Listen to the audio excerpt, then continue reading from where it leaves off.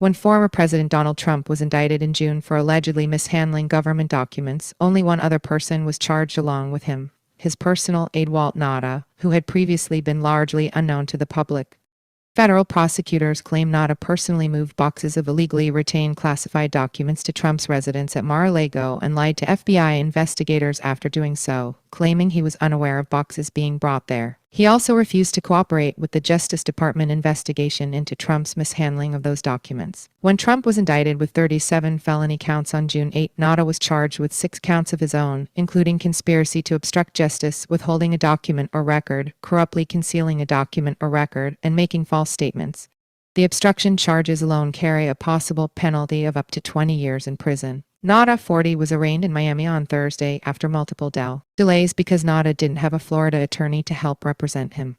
Both he and the former president, who was arraigned June 13, pleaded not guilty. Judge Aileen Cannon set a trial date for August 14, but federal prosecutors are seeking for a delay until December. Navy veteran who worked for Trump in the White House and continued serving him after his term ended, Nauta is described in the indictment as Trump's loyal body man and was described by the New York Times as one of the few constants in Mr.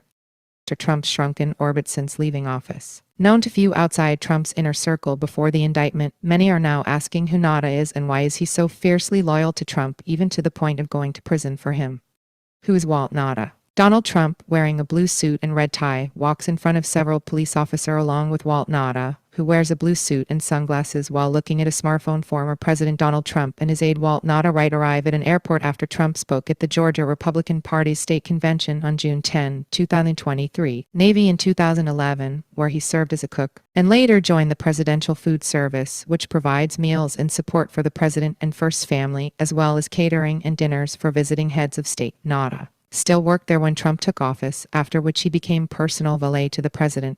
He worked in a small White House passageway connecting the West Wing to a private dining room, responded to a presidential call button, and kept Trump's refrigerator stocked with Diet Cokes to feed his famous soda habit. After Trump lost his 2020 re-election bid, Nauta also left the White House and continued to work for Trump at his Mar-a-Lago residence in Palm Beach, Florida. He became a constant presence at Trump's side, keeping his suits pressed, carrying hairspray or hand sanitizer for him, and even straightening the collar of his shirt without prompting.